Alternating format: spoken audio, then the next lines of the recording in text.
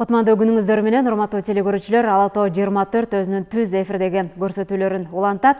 Биз бүгүн сиздер менен эл аралык жүрөк күнүнө карата жүрөк кан тамыр ооруларынын алдын алуу, негизи эле өлкөдө Кыргызстанда болуп жаткан жүрөк оорулары канчалык деңгээлде, алардын алдын алуу чаралары, андан сактануу, мына ушул теманын тегерегинде сөз кылабыз. Ал үчүн биз студиябызга кардиохирургтарды чакырганбыз. Мустафа Унал, ошондой эле Абдиашим Ташмаматов. Саламатсыздарбы? Студиябызга кош келдиңиздер. Абдиашим мырза, сизден баштасак, бүгүнкү күндө негизи эле жүрөк кан тамыр оорулары боюнча Кыргызстанда статистика кандай? Акыркы маалыматтарга таянсак, жүрөк кан тамыр оорулары жылдан жылга бул биринчиден саны өсүп баратканын байкасак болот. Андан кийинкиси ошол эле убакта жүрөк кан тамыр оорулары возрасы жыл өткөн сайын бул жашарып баратат. Эң эле бул бизге практикада кездешкендерди эске ала турган болсок, бул 97-чи, то есть бир 20-21 жаштагы оорулар кездешип атат. Булар кездешкенде да булар маселесин операция жолу менен чечкенге туура келип жатат. Бул албетте бул аябай өкүнүчтүү нерсе. Бул биздин калкыбыз үчүн, бул биздин статистика үчүн. Мустафа мырза, акыркы 5 жылдан бери Кыргызстандын медицинасына аралашып, өлкөдө ушул жүрөк оорусунан жабыркаган бейтаптарды дарылоо менен алектенип келесиз. Кыргызстанды салыштыра кетсеңиз башка өлкөлөрдө, бизде эмне үчүн ушул жүрөк оорулары биринчи көйгөй болуп жатат да? Буга эмне себеп болуп атат? Балким климат себептер, балким адамдардын өзүнүн кеч ооруканаларга кайрылган кош көңүлдүгү. Сиз кандай сыфаттарды бересиз ушул жүрөк оору тармагында жабыркагандарга? Düşünün. Kalp hastalıkları, koroner arter hastalıkları sadece Kırgızistan'da yüksek değil. Tam tersi Kırgızistan'da dünya ortalamasının daha altında gibi geliyor bana. Жүрөк кан тамыр оорулары бул бир гана Кыргызстандагы негизги проблема эмес. Бул ала турган болсок, бул азыркы учурда глобальный проблемалардын бири. Çünkü Kırgız halkı normal dünya halklarından daha aktif yaşıyor. O yüzden kalp hastalıkları Kırgızistan'da daha yüksek değil. Dünya ortalamasının bence altında. Мен айтат элем дейт, бул Кыргызстандын калкы башка дүйнөнүн элдерине караганда дагы да активдүү образда жашай турган кишилерди деп эсептейм. Ошондой эле Кыргызстан азыркы учурда дүйнө жүзүндө салыштыра турган болсок, салыштырмалуу дүйнө жүзүндө именно жүрөк кан тамыр оорулары боюнча алдыңкы орундарды ээлейт деп айткандан алысмын. Наоборот, ортоңку же болбосо ортоңкуга чейинки көрсөткүчтөрдү ээлейт. Bir faktör daha var. Önemli faktör, Kırgız tamahları mutfağında tuz, sol ve sahar minimal. Bütün dünyada çok sol kullanılır, sahar kullanılır ama Kırgız mutfağında şeker ve tuz minimal. Дүйнөгө салыштырмалуу дагы бул Кыргызстандын тамак ашынын рационунда дагы бир негизги бир фактор бар. Дүйнөнүн башка элдерине салыштырмалуу бул Кыргызстандын тамак аштарынын арасында бул тузду тамактар, андан кийинкиси таттуу тамактарды башкаларга салыштырмалуу азыраак деп айтат элем. O yüzden Kırgız halkının dünya ortalamasından daha az koroner arter hastalığı olduğunu düşünüyorum. Ошого байланыштуу Кыргызстандын элдеринин арасында жүрөк кан тамыр ооруларына кабылгандар дүйнөнүн башка өлкөлөрүнө салыштырмалуу бир аз азыраак кездешет деп айтсак болот. Bir de obezite Kırgız halkında fazla değil. Obezite Türkiye'den daha az, Rusya'dan daha az, Avrupa'dan da, Amerika'dan daha az. Yani Kırgız insanı obezitesi, şişmanlığı fazla değil. Андан кийинки көрсөткүчтөрдүн дагы бири бул Кыргызстандагы элдердин ашыкча салмактуулук менен жабыркашы боюнча. Дүйнө жүзүнө салыштырмалуу бул көрсөткүчтөр дагы Кыргызстан элдеринин арасында бул көрсөткүч дагы бир аз салыштырмалуу азыраак кездешет, чем батыш өлкөлөрүнө салыштыра турган болсок. Негизи жүрөк оорунун негизги факторлоруна токтоло кетсек да, бул эмнеден улам адамда жүрөк оору пайда болот? Жүрөк оорунун түрүнө салыштыра кетсек, бул тубаса жүрөк тешикчесинен башталып, андан сырткары балким генетикалык жактанбы же кайсыл факторлор бул ооруга биринчи себепкер болот да? Бул ар бир диагноздун өзүнө жараша себептери бар. Ала турган болсок, бул жүрөктүн тубаса оорулары, жүрөктүн тубаса тешик оорулары, бул ооруга алып келе турган бул бир канча факторлор бар.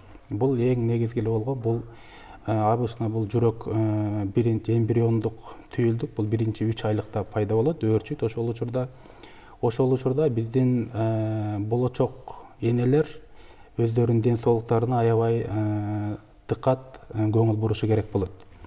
ала турган болсок, биз жөнөкөй эле деп эсептеген грипп бул жүрөк ооруларынын где-то 70% тегерегинде алып келүүчү факторлордун бири болуп эсептелинет. Андан кийинкиси бул радиация, азыр айта турган нерселер. Андан кийинкиси бул тамак аштын факторлору, ушулар именно жүрөктүн тубаса ооруларына алып келүүчү факторлор болуп, кооптуу факторлор болуп эсептелинет. Андан кийинкиси жүрөктүн кан тамыр ооруларына байланыштуу, же болбосо жүрөктүн капкак ооруларын ала турган болсок.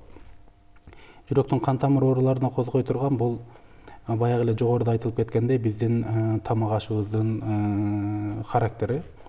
Жүрөк негизинен 3-4 түрлүү продуктаны өзүнө жакшы көрбөйт деп айтсак болот. Бул биринчиси туз, сөзсүз түрдө, андан кийинкиси ундан жасалган камырлуу тамактар, андан кийинкиси бул полуфабрикаттар. Полуфабрикат же болбосо дагы эмне таттуу нерселер деп айтсак болот. Бул азыркы учурда жүрөк күнүнө байланыштуу бизде жалпы эле Кыргызстанда ар кандай мероприятиялар өткөрүлүп атат буга байланыштуу, ушул жүрөк күнүнө караштуу. Бул элдерди, ошол элдердин арасында профилактикалык иштерди жүргүзүү, алардын жүрөк ооруларынын алдын алуу максатында түшүндүрүү иштери. Жогоруда токтолдук жүрөктүн андан кийинкиси капкак ооруларына, же жөнөкөй башка тил менен айта турган болсок, клапан ооруларына кабылган факторлор, булар ревматизм деп айтсак болот. Ревматизм оорулары баягы өнөкөттөшүп оорлошкондугуна байланыштуу жүрөктүн клапандарын бузулушуна алып келе турган факторлордун бири бул дагы. Негизи эле ушул жүрөк оорусунун алдын алуу, андан сактануу чаралары боюнча мына Мустафа мырзадан сурай кетсек да, кандай чараларды адамдар көрүү керек, эгерде бизди мына түз эфирде көрүп жаткан көрөрмандар болсо, кантип сактануу керек, кайсыл нерселерге өзгөчө көбүрөөк көңүл буруу керек, ошолор жөнүндө да маалымат бере кетсеңиздер. Профилактик иштер кожом эмне yapması lazım? Şimdi hangi şeyler profilaktik için geçerlidir? Bunu herkes biliyor aslında. Yüksek dalvinya, sahar, aktivasyon herkes biliyor. Ben çok farklı bir konudan bahsetmek istiyorum. Обычно жүрөктүн кан тамыр ооруларынын алдын алуу боюнча биздин элде жетиштүү маалымат бар деп айтсак болот. Муну баардыгы эле азыркы учурда билет, маалыматтар бул боюнча доступный эле. Мен өзгөчө бир faktorga toktolgum gelip durat. Dikkat ederseniz bütün liderler, politik insanlar uzun yaşıyor. Gorbaçov 95'ten fazla oldu. Kraliçe Elizabeth 96 yaşında öldü. Көңүл буруп карай турган болсок, бул мурдагы биздин эстердин президенти Михаил Горбачев бул 90 жаштан атышып кайтыш болду дейт. Англиянын королевасы Елизавета да бул дагы 90 жаштан өтүп каза болду. Bizim politik liderler de en az 85-90 yıl yaşıyor. Nazarbayev 90 yaşından fazla. Байкай турган болсок, бул дүйнөдөгү политикалык лидерлердин жаштары узак жашашат. Bunlar aktif yaşamıyorlar. Maşinayla gidiyorlar, helikoptere biniyorlar. Stres var. Tamah düzeni, tamah yemiyorlar. Булар көп активдүү кыймыл кылат деп деле айткандан бир аз алысмын дейт. Булар активдүү кыймыл кылбайт. Неге дегенде өздөрүнүн техникалар бар, машиналар же болбосо вертолет ошондой нерселер менен кыймыл кылышат дейт да. Neden bu kadar uzun yaşıyor politik insanlar? Булар bunçalık uzun жашоосунун себеби эмнеде? Sebep yaşama sevinci ve aktivasyon, amaç, şunu da yapacağım, bunu da yapacağım, yaşama sevinci, hayata bağlılık. Бул негизги фактор деп мен ушул нерсени айтат элем. Бул жашоого болгон адамдын максаты, мотивациясы. Ошол нерселер бул жерде дагы бир чоң роль ойнойт. Bütün politik insanlara sorun.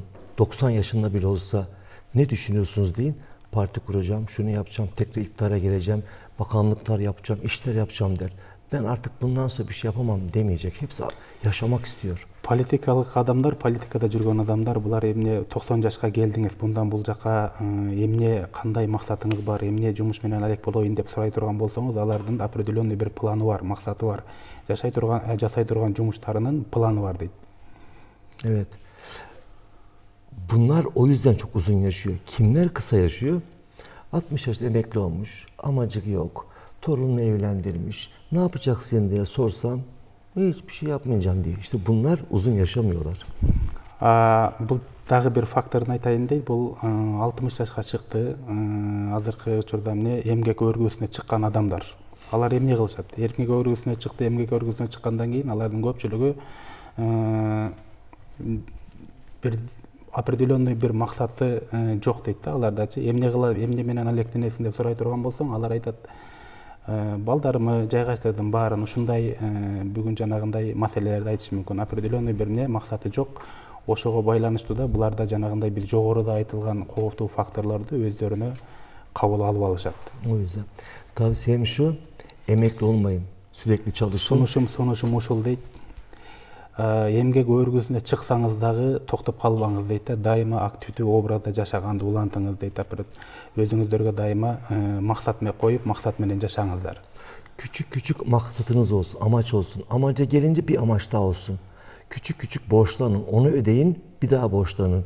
Hep böyle amacınız olsun. Кичинекей болсо дагы бир максат коюп жашаңыз, бир кичинекей болсо дагы план коюп жашаңыз. Бир планыңызды ишке ашырдыңызбы, андан кийинки план боюнча иш алып барыңыз. Ошондо сөзсүз түрдө бир нерсе менен жашоодо алек болуңуз.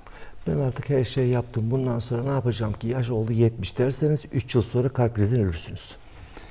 Менин жашым 70ке келди. Мындан бул жака мен эмне кылмак элем деп, эгер ошондой бардыктан өзүңүздү таштап жибере турган болсоңуз, бардык нерседен анда эмне акыркы 3 жылдан кийин инфаркт болуп же болбосо башка бир ооруга байланыштуу кишинин өмүрү аякташы мүмкүн дейт. Демек адамдын позитивдүү көз карашта ой жүгүртүүсүнөн дагы көп нерсе көз каранды турбайбы? Көп нерсе көз каранды. Негизи эле мисалы азыр бизде ооруп аткан жарандарында ушул сиздерге мына дарыгерканада бир нече оорулар келет. Кандай стадияларында, кандай учурда сиздерге кайрылышат? Балким жүрөк оорунун кандай белгилери кээ бир адамдарда акыркы оор абалга жеткенге чейин кандайдыр бир өзүн жан кейиткен симптомдору болбойт экен да. Мына ушул жактарына да токтолуп маалымат бере кетсеңиздер. Тилекке каршы бизде практикада кездешкендери биздин оорулар акыркы ооруну эгер ала турган болсок 4 стадияга бөлүп карай турган болсок, биздин оорулар тилекке каршы 3-чү, 4-чү стадиясына жетип калганда келишет. Бул абдан өкүнүчтүү нерсе албетте. Бул бир канча факторлорго, бир нерсе суроолорго байланыштуу болгон болушу мүмкүн. Бул жерде социалдык вопрос дагы башка материалдык жактары болушу мүмкүн. Бул нерселер акыркы учурларда бизге эң оор абалга жетип калганда келген ооруларыбыз көп санда кездешет.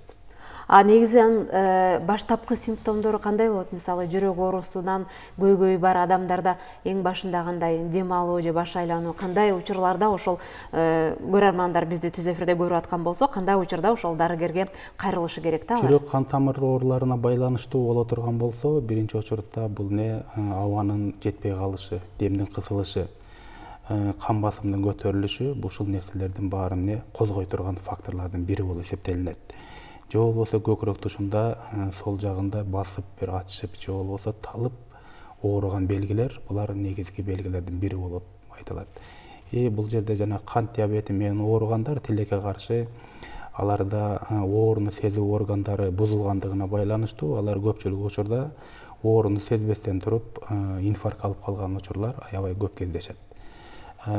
Ошон үчүн ар бир жашы 40тан өткөн кишилерге ар бир 6 ай сайын профилактикалык кароодон өтүп турганын биз сунуш кылабыз. Кардиологдон өтүп, текшерилип, бардык органдарын текшерилип алса, бул ашыкча зыян болбойт. Мустафа мырзадан сурап өтөлү да, негизи эле адамдын организминде жүрөк канчалык маанилүү ролду ойнойт? Эмне үчүн биз башка органдарга караганда жүрөктү эң биринчи кезекте сактап калууга аракет кылабыз да, жана анын жакшы иштешине кам көрөбүз. Бул канчалык деңгээлде роль ойнойт? Ne kadar önemli diyor hocam. Şimdi vücudun en önemli organı beyin. Жүрөктүн эң негизги органы болуп эсептелген орган бул баш мээ. Bütün organlar beyin için çalışıyor. Böbrekte, kalpte her şey beyin için çalışıyor. Калган бардык органдар, айтсак бөйрөк, боор, жүрөк, бул баары мээ үчүн иштешет. Ama vücudun en kaprisli organı da beyin. Организмдин эң бул каприздүү болгон органы дагы бул баш мээ. Darwin'e biraz düşsün, hafif bir problem olsun hemen şuur bozulur, saçma konuşmaya başlar. Problem çıkar beyinde. Çok kaprisli bir organdır. Давлениясы biraz өзгөрсө дагы, азайса дагы, көбөйсө дагы бул адамдын өзүн алып жүрүшү өзгөрөт. Ama yürek vücudun en kaprissiz organdır. Hiç kapris yoktur kalpte. Жүрөктө ал мээге салыштырмалуу анчалык капризный орган деп айтпайбыз. Damarı tıkanır işler, klapan problemi olur işler, büyük işler, hep işler. İnfarkt olur işler, hiç kapris yapmaz kalp. Жүрөк анчалык каприздик жумушту аткарбайт. Неге дегенде канчалык инфаркт болбосун, канчалык клапандары бузулбасын, канчалык оор дартка чалдыкпасын, ал аягына чейин жумушун аткара берет, иштей берет. Kalbin fraksası %10'a düşer, kalp yine çalışır. Ama beyinde böyle problem olsa hemen insüt olursunuz. Жүрөктүн насостук функциясы деп айтабыз. Жөнөкөй тил менен айтканда бул жүрөктүн күчү деп айтсак болот. Жүрөктүн күчү нормада 50-ден 60-тын тегерек боло турган болсо, 50-60% тегерек боло турган болсо, эгер ошол көрсөткүч 10-го 15ге чейин түшө турган, азая турган болсо дагы, бул жанагы жогоруда айтылган факторлорго байланыштуу, инфарктка байланыштуу же болбосо башка жүрөктүн ооруларына байланыштуу ушул көрсөткүч 10%ке түшө турган болсо дагы, бул жүрөк өзүнүн жумушун аткара берет. А баш менен ала турган болсок, бул кичинекей бир кан тамыры тыгылып, ошого байланыштуу инсульт ала турган болсо, анда киши өзүн жоготуп, же болбосо ал жаман нерселер менен аякташы мүмкүн. Vücutta ilk çalışan ve ölene kadar çalışan, hiç tatil yapmayan tek organ var, kalp. Anne karnında 12. haftada çalışmaya başlıyor. Ölene kadar çalışıyor, hiç tatil yapmıyor. Жүрөк бул эненин карынында түйүлдүктүн пайда болгондон 12 жумадан баштап иштеп баштайт. Ошол күндөн баштап өмүрүнүн аягына чейин жүрөк эч кандай дем алышсыз иштей турган бул бир гана орган, бул негизги орган, бул жүрөк деп айтабыз. Ama insanların da en sık ölüm sebebi kalp ve damar hastalıkları, kanserden de çok. Азыркы учурда тилекке каршы жүрөктө өлүм менен акыркы учурда кездешип аткан өлүмдүн эң чоң пайызын ээлеген тилекке каршы бул жүрөк. Башка бир онкологиялык ооруларды алабызбы же болбосо инфекциялык ооруларды алабызбы, алардан дагы 2 эсе чоң орунду ээлеген бул жүрөк оорусунан алып келген өлүмдөр. Ала турган болсок, жакынкы арада Дүйнөлүк саламаттык сактоо организациясы бул дүйнө жүзүндө орточо эсеп менен бир жылда 18 миллион киши жүрөк ооруларына байланыштуу каза болот деп тыянак чыгарышты. Ала турган болсок, бул инфекциялык оорулар эң көп деп эсептелет. Бул ошол инфекциялык ооруларга байланыштуу аяктаган өлүмдөр 18 миллиондун жарымын гана камтыйт. Түзүп калат бул ошондой. Акыркы кезде эмнегедир жүрөк оорулары ушул жаш өзгөчөлүктөрү абдан эле жаш болуп атат. Буга кандай себептер болушу мүмкүн? Балким климаттык шарттарбы же жогоруда айтып өттү, адамдар өздөрүн позитивдүү кармаш керек деп. Балким адамдардын социалдык жашоосу дагы ага таасир этип аткандыр. Негизги себептер эмне болушу мүмкүн? Буга ала турган болсок, буга да бир канча факторлор бар. Бул жерде азыркы учурларда адамдардын эмоционалдык туруму буга дагы чоң негизги факторлордун бири. Андан кийинкиси азыркы биздин колдонуп аткан тамак аштарыбыз. Булардын дагы ага бир чоң таасири бар. Андан кийин сөзсүз түрдө айтпасак болбойт, бул генетикалык факторлор. Организмдеги холестериндин көрсөткүчтөрүнүн көп болгондугу бул дагы негизги фактор. Буларды козгой турган факторлор болуп, биз айткан факторлор дагы эмне түрткү боло турган белгилер булар. Азыркы күндө мисалы сиздердин оорукана жөнүндө кеп кылалык. Келген дарыгерлердин канча пайызында ошол сиздер кабыл алып атканда бейтаптардын жаштары боюнча же болбосо аймактары боюнча ушундай статистикалар барбы? Балким шарты бар жерде жашагандар азыраак ооруйттур, тоолуу жакта жашагандар көбүрөөк ооруйттур. Туура, бул сиздин айтканыңызда бул толук буга мисал ала турган болсок, жүрөктүн клапандык оорулары булар социалдык жактан жетишсиз болуп начар жашаган өрөөндөрдө көбүрөөк кездешет. Буга салыштыра турган болсок, мындан бир 10 жыл, 15 жыл мурунга салыштырганда азыркы көрсөткүчтөр бул аябай клапандык оорулар азайды. Ала турган болсок, мындан 5 жыл мурда биз 10 операциянын бир 3-өөнү клапандык операцияга байланыштуу жасай турган болсок, калган 7-өөнү жүрөк кан тамыр ооруларына байланыштуу операция жасачубуз. Бүгүнкү күндө бул көрсөткүч өзгөрдү. Клапандык оорулар 10 кишинин ичинен боло турган болсо бирөө кездешиши мүмкүн. Жүрөк кан тамыр оорулары булар калган 9-дон түзүп калат. Ошондой эле бул региондор боюнча сурадыңыз. Сиз региондор боюнча бул айыл жеринен келген кишилерде бул дайыма активдүү кыймылда жүргөндүгүнө байланыштуу. Аларда ошого байланыштуу ашыкча салмактуулук дагы көп кездешпейт. Сөзсүз түрдө аларда жүрөк кан тамыр ооруларына кабылуу аларда аз кездешет. Бул жем шаар жеринде жашаган кишилерге салыштырмалуу. Адамдын күнүмдүк жашоо образы дагы жүрөк ооруларына таасир этиши мүмкүнбү? Мисалы, кайсыл бирөөлөр эртеден кечке иштеп отурган жерде балким эмгектенеттир, а кайсыл бирөөлөр эң көп маалыматтарды алган же болбосо кооптуу аймактарда, ошолор дагы таасир этиши мүмкүнбү? Бул аймак, бул суроодо дагы бул түз байланышы болот сөзсүз түрдө. Бул бир ордунда кыймылдабай иштеген кишилерде буларда биринчиден ашыкча салмактуулук менен жабыркайт. Бул кишилердин көпчүлүк бөлүгү. Ашыкча салмактуулук бизге белгилүү, бул организмдеги зат алмашуу процессинин начарлашына дагы бир түрткү болот. Бул сөзсүз түрдө организм, мындайча айтканда ала турган болсок, бир цепочка деп алсак болот да. Организм бири-бирине сөзсүз байланышкан органдар. Булардын дагы ошол жүрөк кан тамыр ооруларына алып келе турган кооптуу жагдайлары бар. Жогоруда Мустафа мырза жүрөк ооруларынан алдын алуу жана сактануу жолдорун айтып өттү да. Мисалы, тамак аштык, позитивдүү жашоону аны эске албаганда, бул спорт канчалык деңгээлде, активдүү образда жашоо, дени сак жашоо канчалык деңгээлде адамдын жаш өзгөчөлүгүнө карабай жардам бере алат, ошолор тууралуу да кененирээк маалымат бере кетсе. Спор не кадар önemli oldu. İki tip spor var. Birisi hayat zaten aktiftir. İşte yürüyordur, tarlada çalışıyordur. Normal hayatı zaten hareketlidir. Bu birinci grup. Негизинен ала турган бул спорту эки түргө бөлүп алсак, биринчиси бул адамдын жашоо шарты спорттук кыймылдарга байланыштуу болгон жашоо шарты. Бул не күнүмдүк жашоосунда дайыма физически жумуш кылган кишилер болгон болушу мүмкүн. Bu çok faydalı, bu normal, natürel yaşam. Бул аябай пайдалуу болгон жашоо. Ama diğeri şehir hayatında haftada 2 gün spor kulübüne gidip egzersiz yapmak. Bu natürel yaşam değil. Андан кийинки экинчи группадагылар бул ала турган болсок жумасына 2 жолу спорттук залдарга барып денени чыңдаган кишилер. Булар натуралдуу деп айта албайбыз дейт буну. Doğrusu bir hafta 2 defa 3 defa gidip ağır spor yapmak değil. Doğrusu gün içerisinde hareketli yaşamak. Mesela asansöre, lifte binmemek, maşineye binmemek, küçük küçük yürümek, hızlı değil, küçük aktif yaşamak. Haftada 2 defa spor yaparak sağlıklı olamayacağız. Natürel yaşamamız lazım.